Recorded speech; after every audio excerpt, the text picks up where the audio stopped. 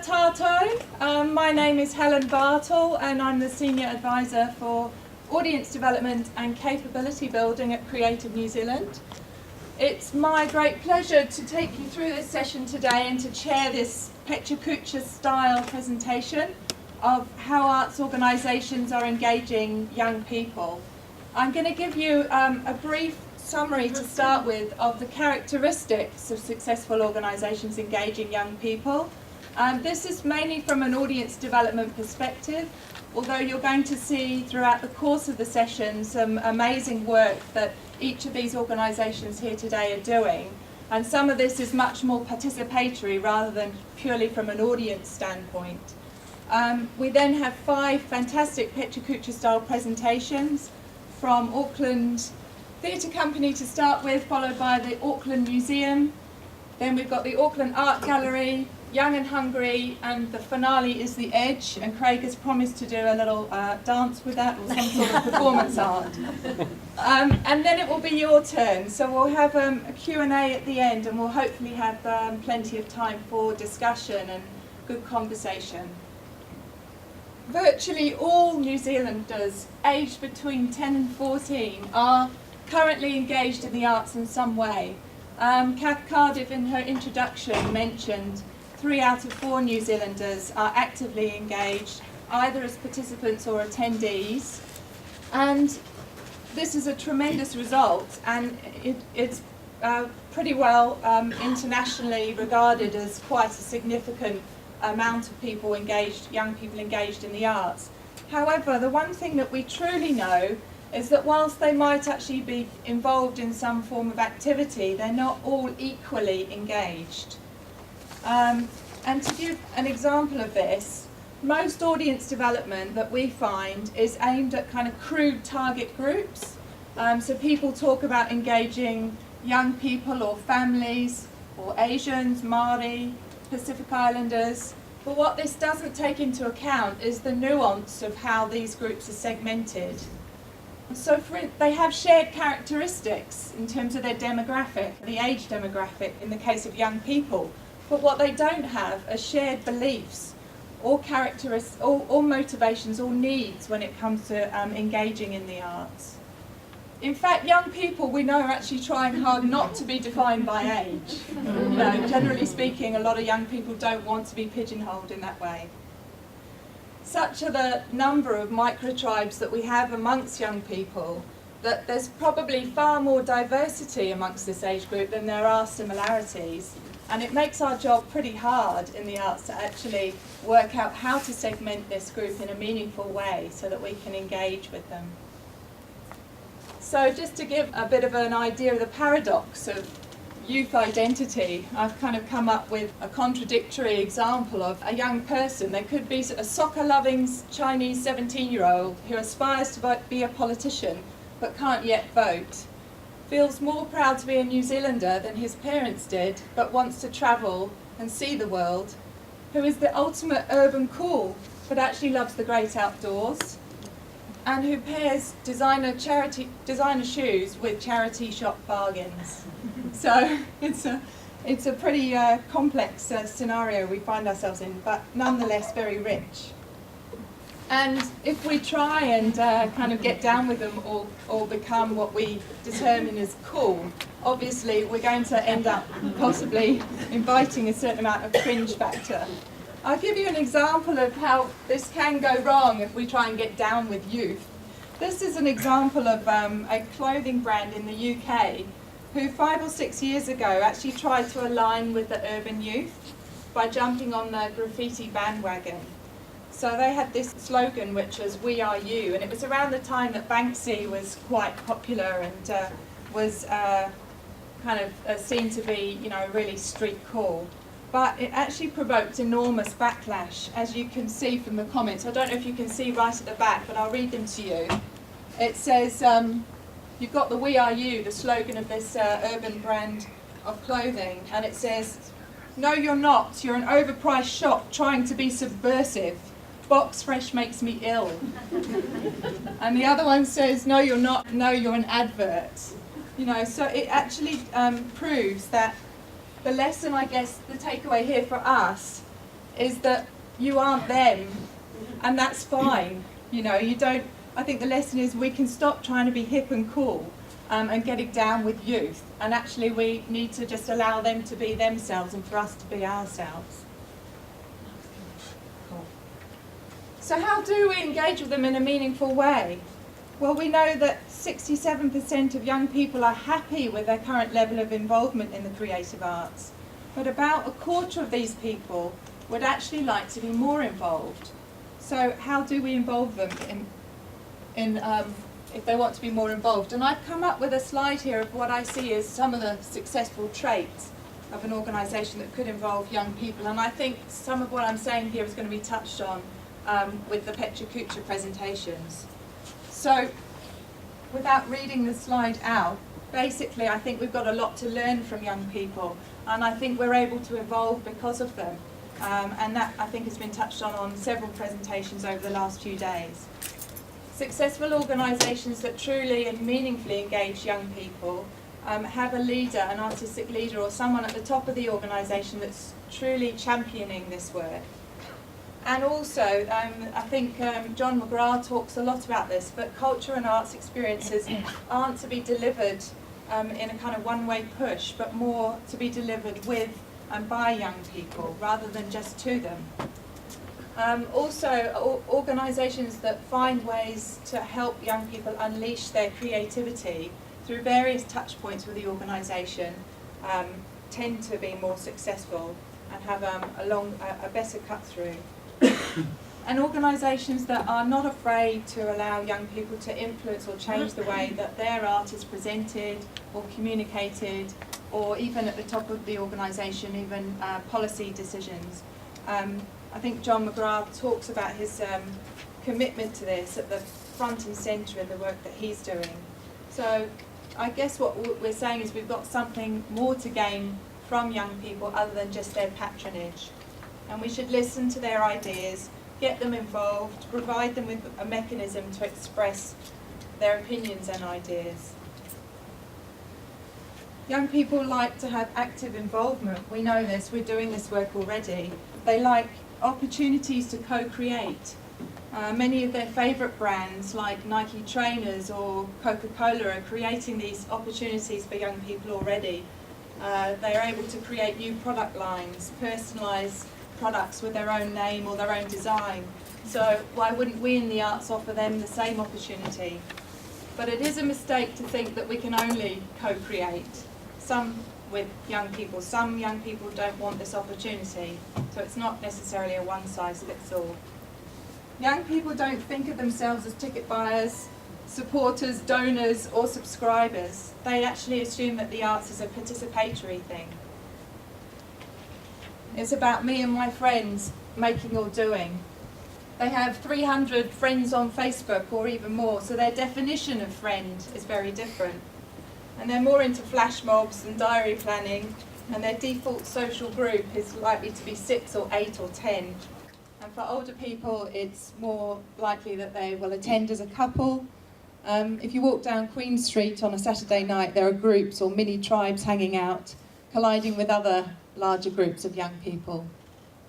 We know that the creative arts are as popular as watching DVDs or TV or playing computer games.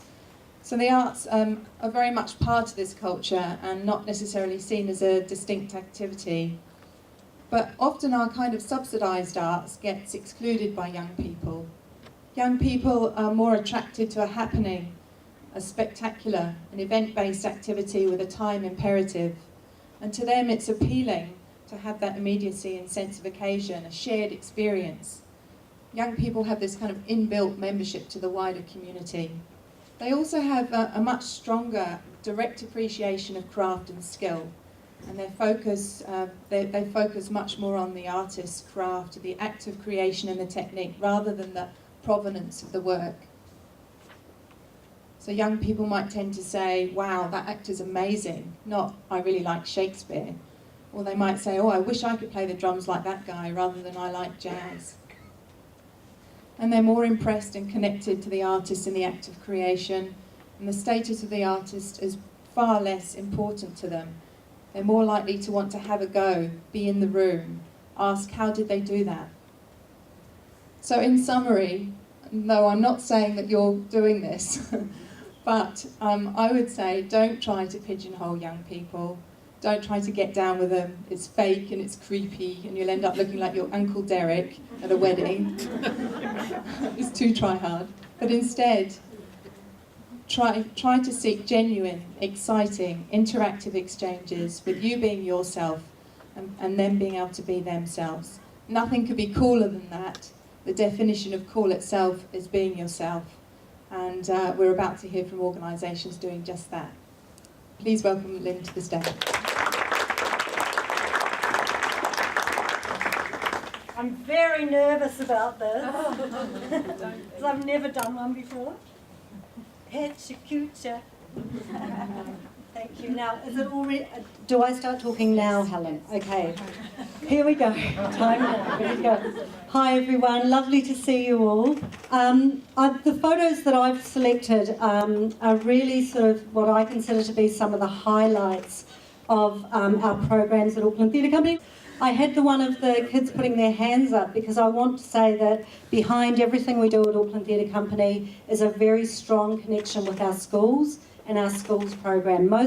Mostly our work's been within the secondary school world, but we're now moving into primary. That image that I just saw, to me, is how I experienced theatre as a young person. It was like, ah! So we want to feel some of that in the work that we do at ATC. So 5 years ago, we kicked off with an amazing participatory program, which was a summer school. Here it is.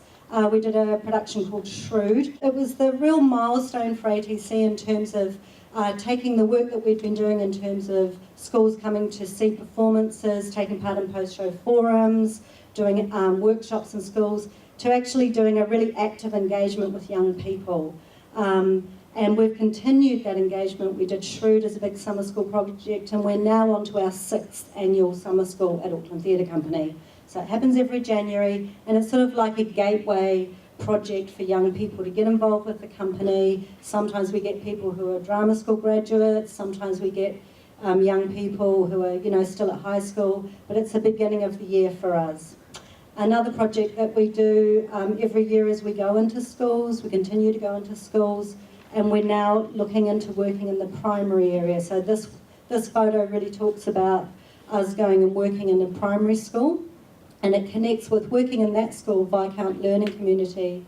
We did a workshop there, and then they were our test audience for a show that we created called 1001 Nights for a primary audience. So we went into the school, worked with the kids first, and then brought them in to be the audience at the show. We did the show in the Spiegel tent when we had cabaret on at night, so we took advantage of being able to do a show for kids there in the daytime.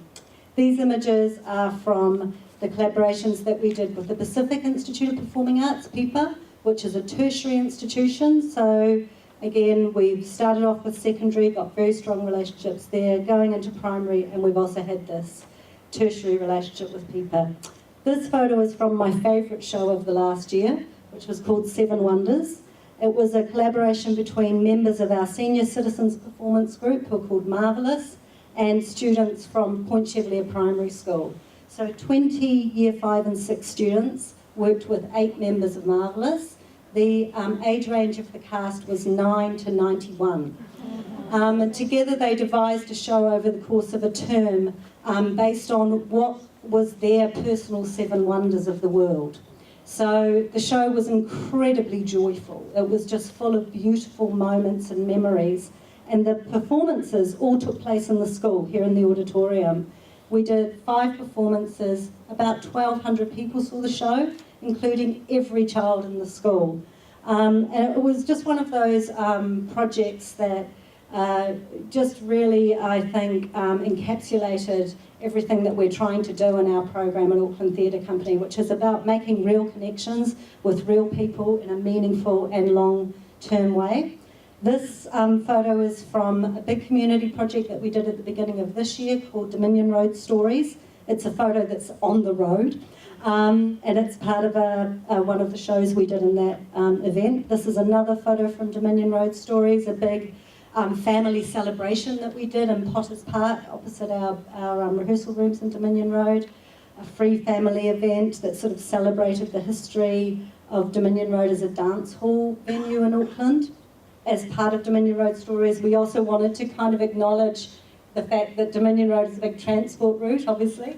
So we worked with various artists to do a project with children and their parents, very young children, as you can see, making transport, which they then raced down a big cardboard luge in the Mount Eden War Memorial Hall. This show is a show called Walk Eat Talk that we did on Dominion Road as part of this event, where audiences were taken around various Asian restaurants in the Balmoral area, and behind all sorts of businesses and retailers, and then they ended up in a restaurant and they had a shared meal.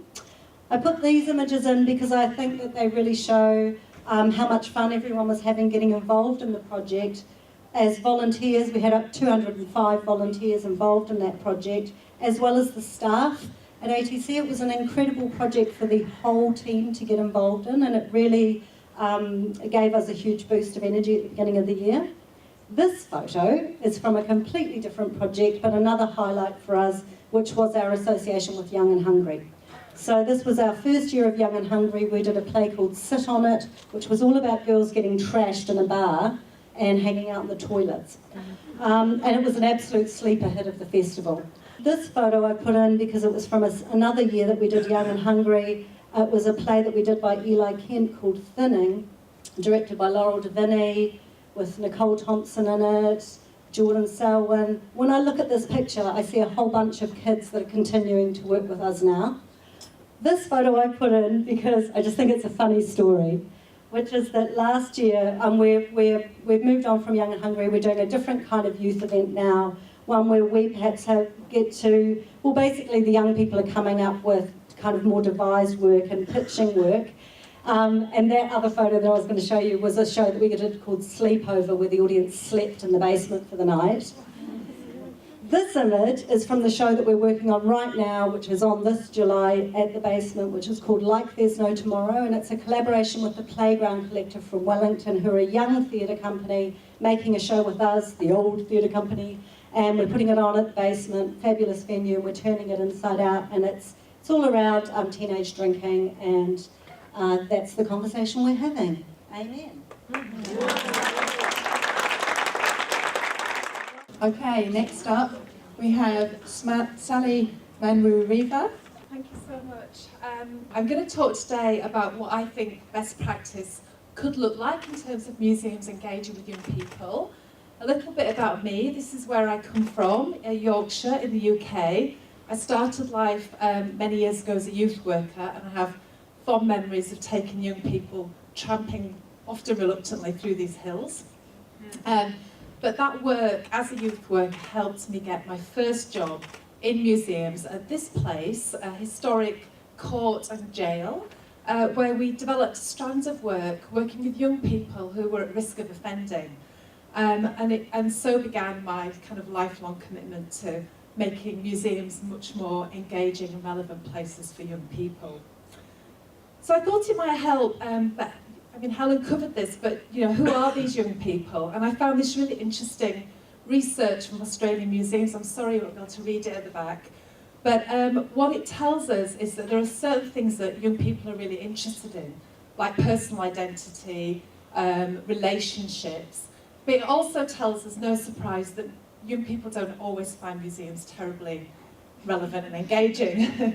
And that was something that was very much at the forefront of my mind when I worked in Sheffield in the north of England, where I led the redevelopment of their city museum. And this is a museum here, a northern industrial city. And one of the things we wanted to do was tell the story of the city. And this was the finished product. At the end of it, we worked with young people throughout, which was really invigorating. They brought many fresh new perspectives, telling the story of their city.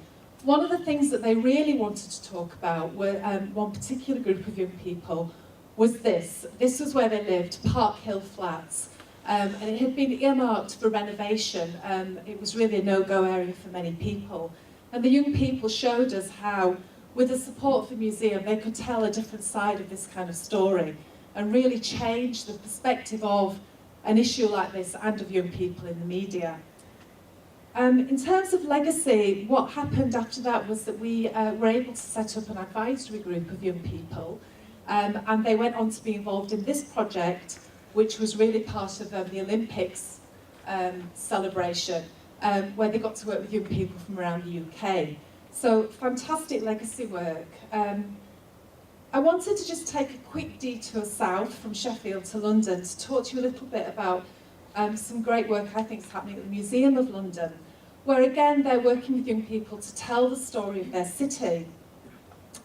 And they're also working with many agencies who work with young people. And this quote talks about co-curation, co-production, which I think is very relevant to what we're talking about here today, and how working with young people is vital. I'll read it out, as it brings new perspectives and interpretations. And for me, this is really important. It's about a shared ownership and a different approach. More recently, the Museum of London has been doing some really exemplary work looking at the impact of the summer 2011 riots on the City of London. And this video, which is available on the website, I'm happy to share the link with anyone who's interested, really shines light on how museums and galleries, by extension, can be placed as a kind of third space where it's safe for discussion of difficult issues. So going back north to Edinburgh and to my time at the Museum of Scotland, this was a project which I felt very proud to be part of. Sounds Global, also part of the Olympics, where we worked with artists, collections and young people to really bring fresh perspectives into the museum. And it led again to an advisory group of young people, and they helped to set up a programme for their peers, which is still going today, and sustain that commitment. So that's what I bring to this museum in Auckland, and to Urban Life, which last year hit the museum with great energy, attitude and creativity. For those of you who don't know, Urban Life was a bold multi-agency project bringing together young people, collections and artists to look at issues that are relevant to young people today. And this work with young people for us is very crucial. It's at the heart of our strategic development plan, Future Museum, which really looks at what Auckland Museum could and should be doing now and in the future. And we've got a very strong commitment to working with young people and other communities as we move through that. We're looking beyond Auckland and New Zealand, and one place that we're particularly interested in is Canada. You won't be able to read this at the back, I'm afraid, but I'm happy to share it.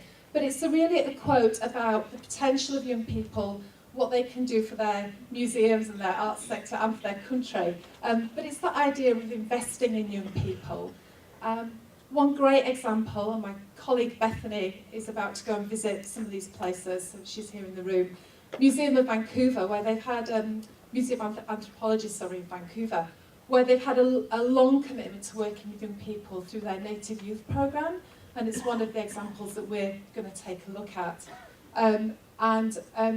When you go to that place, you get a real sense of what the difference those young people have made to that institution, not just in terms of what they programme, but in terms of how they think. So we're very keen to hear from others about how they're working with young people and to collaborate. Here are some thoughts I asked my colleagues about what they thought the future for young people might look like with Auckland Museum.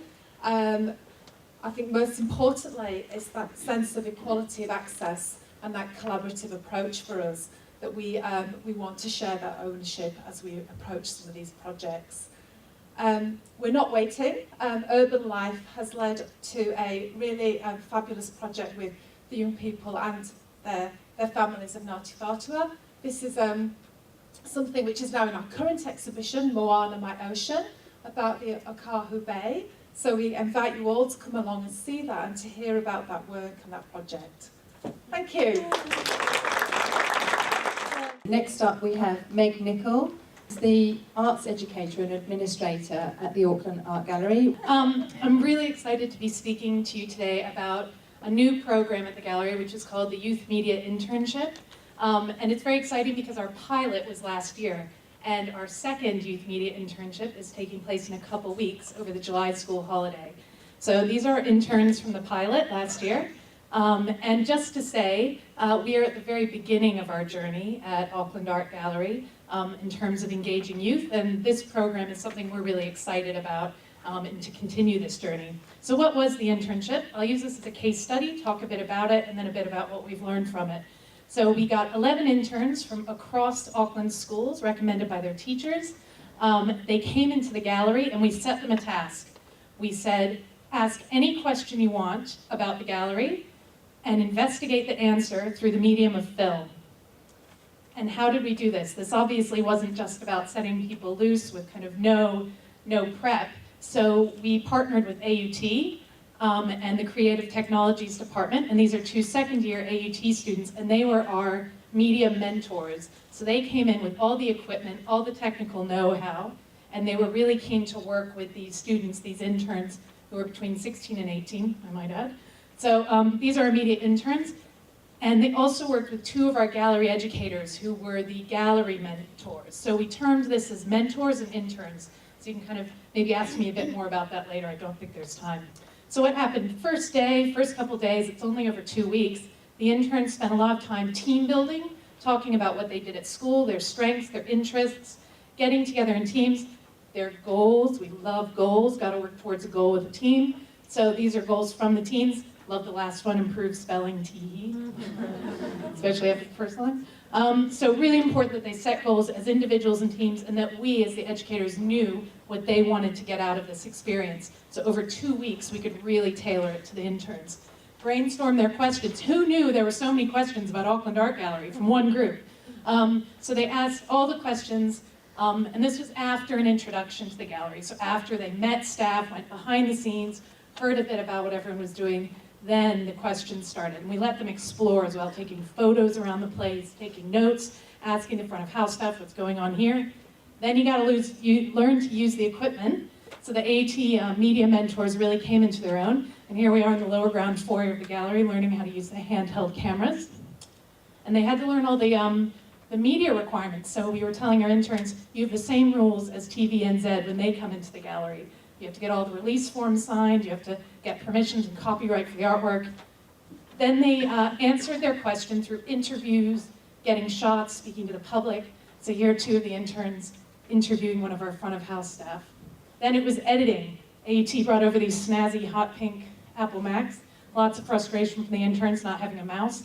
But they really led them through the editing suites. And so then they had storyboarded their answers, recorded those, edited, and so then they came up with these short 3-minute films. And then the celebrations, of course.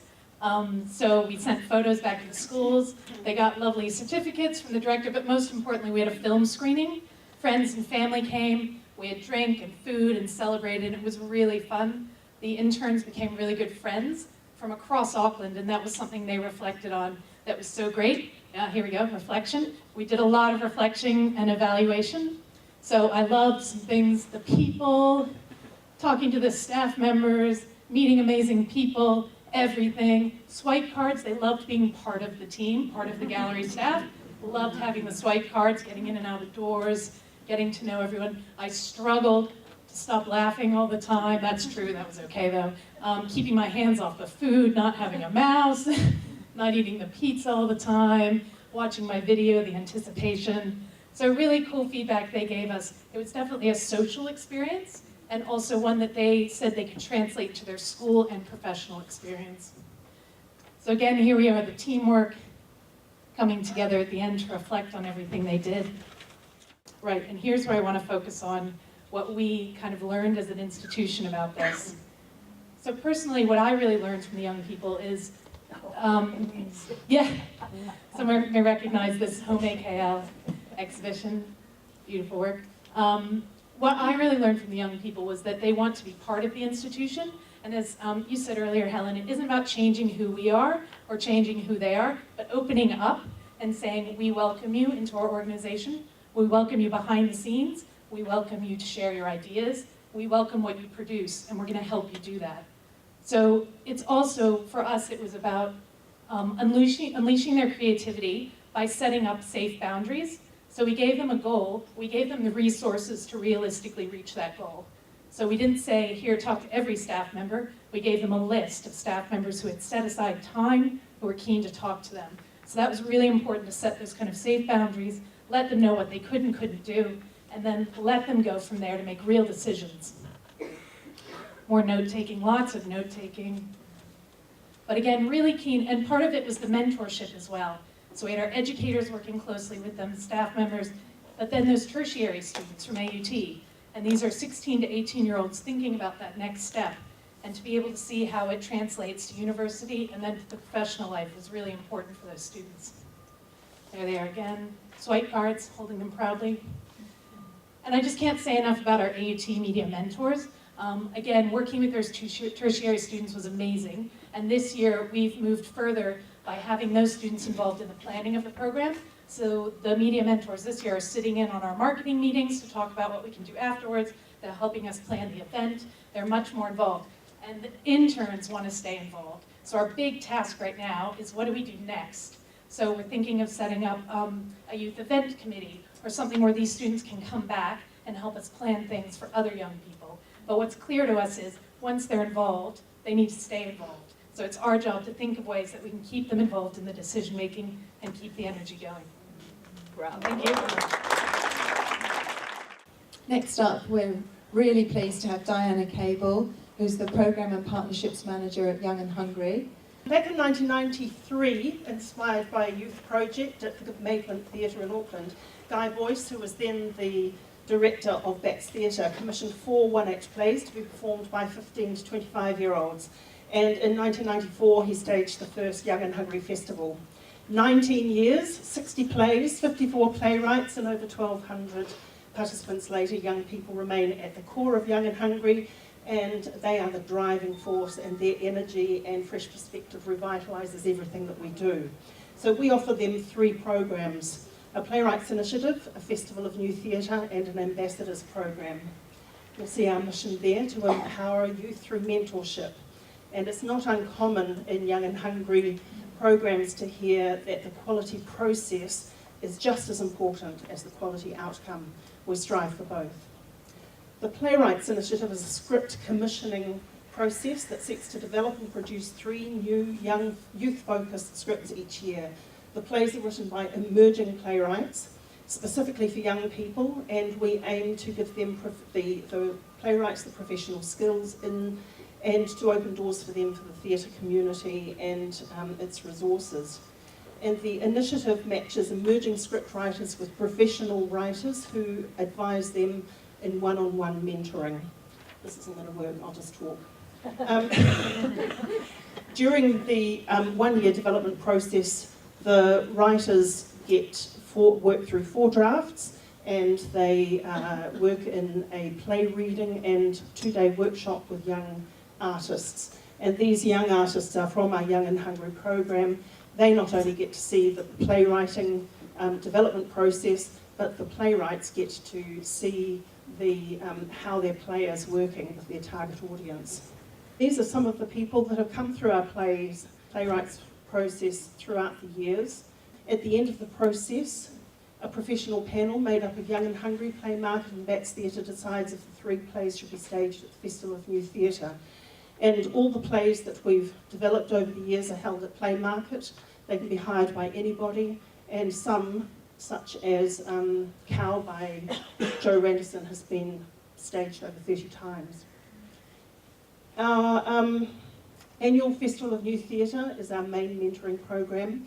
Each year, over 150 15 to 25-year-olds audition and interview for roles both on stage and backstage. And they then work with industry professionals to gain theoretical and practical knowledge in all aspects of theatre. We hire a professional production manager, 3 directors and 6 mentors in the areas of stage management, publicity, and the design, construction and operation of sets, costumes, lighting and sound.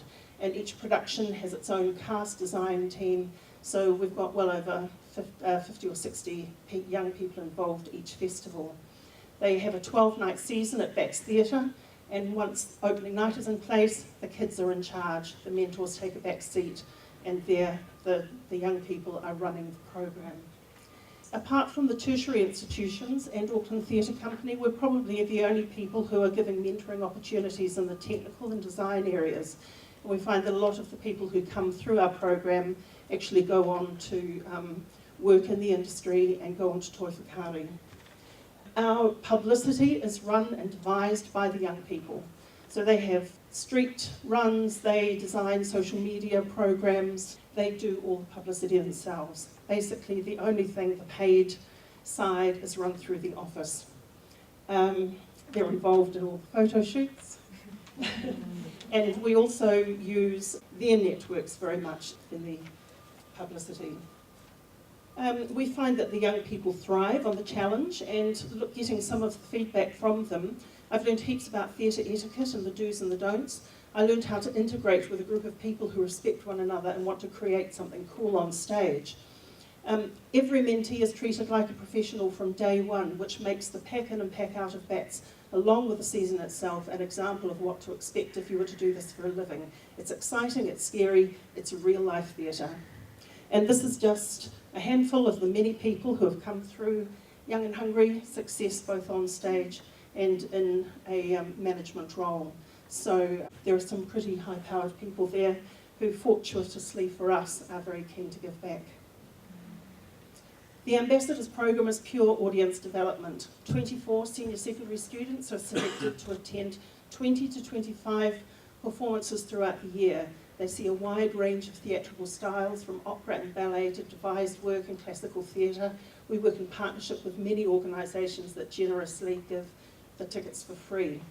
They, in turn, promote theatre to their schools. They write reviews, which are shared with the companies, and through this program, I think we're creating an educated audience.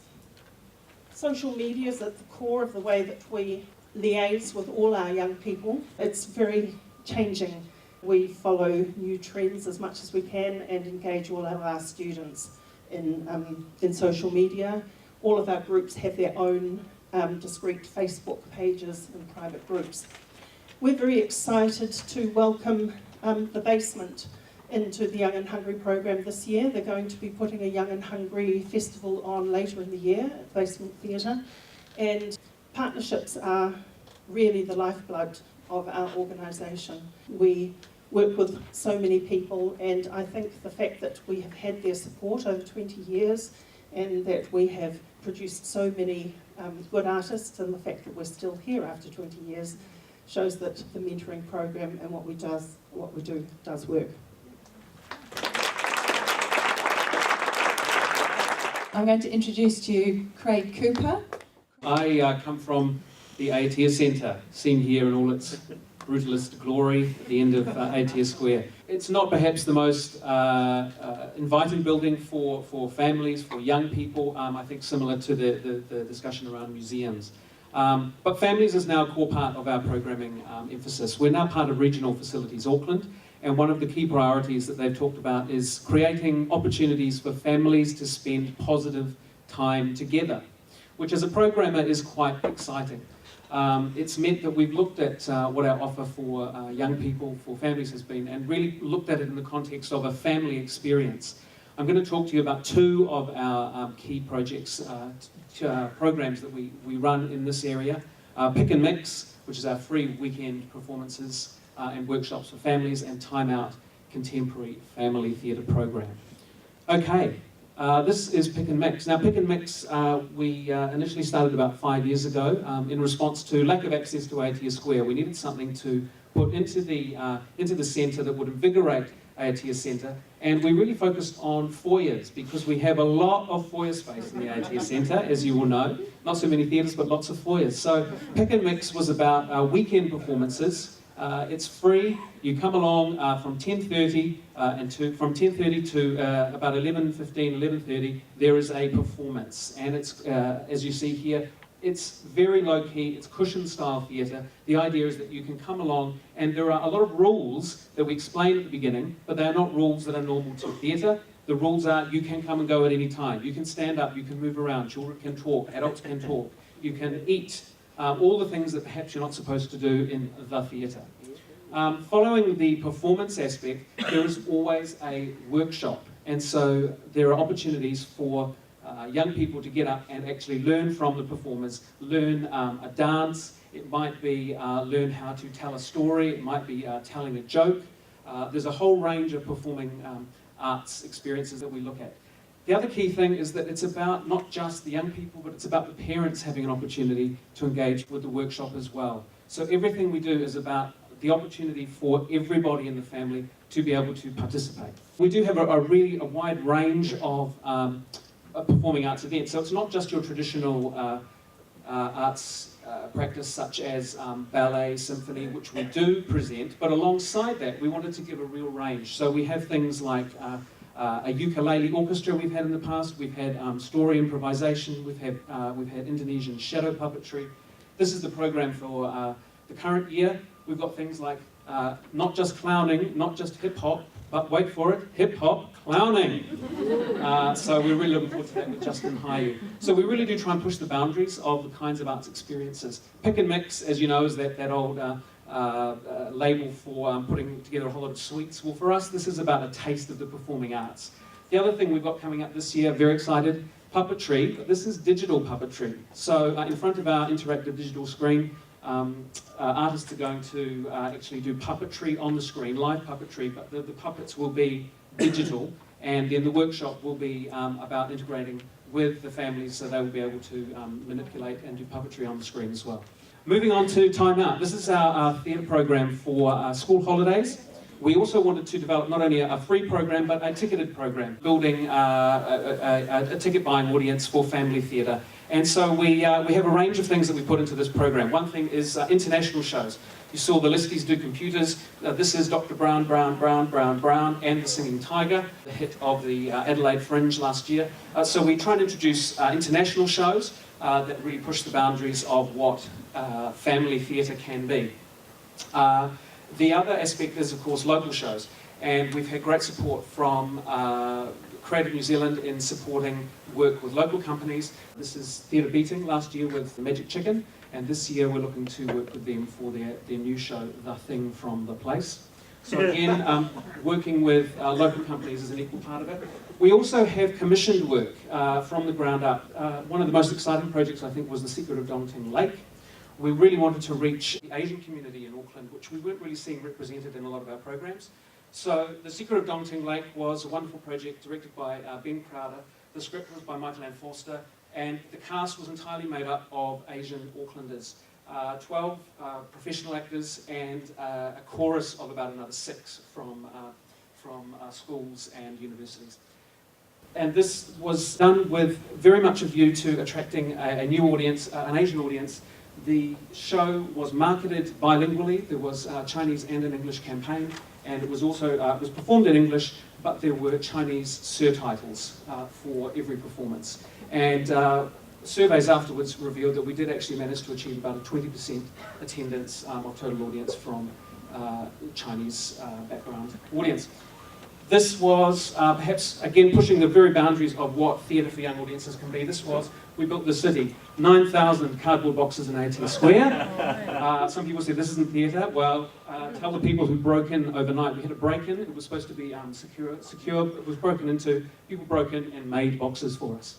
So the idea there was to make a city, then to deconstruct it, and families got to do that together. We now have a database of 29,000 people on our families database. We have a kids club which has 500 families registered to receive ticket offers, workshops, video newsletters. We really believe, well, not everyone likes it, but we really do believe that having these family opportunities to work together, to come together and have these shared experiences is really key to developing a lifelong attender for the arts. So we're really excited with what we've been able to achieve so far, and that's it. Right on time, that was fantastic. So there we have it, our Pecha Kucha presenters. Please give them a warm round of applause.